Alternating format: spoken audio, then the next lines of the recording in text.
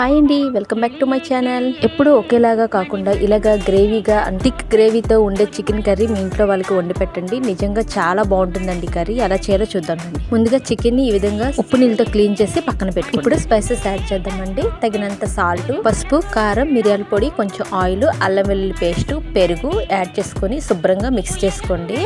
ఒక half an hour marinate చేసుకోవాలండి. ఇలాగ శుభ్రంగా కలుపుకోండి. మొత్తం చికెన్ కి మసాలా అంతా పట్టేటట్టు కలిపి పక్కన పెట్టు. స్టవ్ పై కడాయి పెట్టుకొని ఆయిల్ వేసుకొని బిర్యానీ స్పైసెస్ యాడ్ చేశాక ఆనియన్స్ స్లైసెస్ లా కట్ చేసుకుని ఆనియన్స్ వేసుకోండి. అలాగే పచ్చిమిర్చి వేసుకొని ఆనియన్స్ త్వరగా వేగడానికి కొంచెం సాల్ట్ యాడ్ చేస్తానండి. ఈ విధంగా శుభ్రంగా వేగిపోవాలండి. బ్రౌన్ కలర్కి వచ్చేయాలి. అప్పుడు మనం మ్యారినేట్ చేసుకున్నాం కదండి, ఆ చికెన్ వేసి ఒకసారి కలుపుకోండి. ఇలా ఒకసారి ట్రై చేయండి.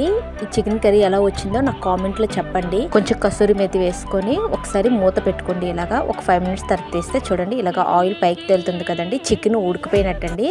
ఇప్పుడు ఒక టమోటా యాడ్ చేసుకోండి. మీ ఇష్టం అండి, ఇష్టం ఉంటే యాడ్ చేయండి, లేకుంటే వద్దు. ఇలా యాడ్ చేశాక చూడండి మొత్తం ఈ విధంగా ఉడికిందండి.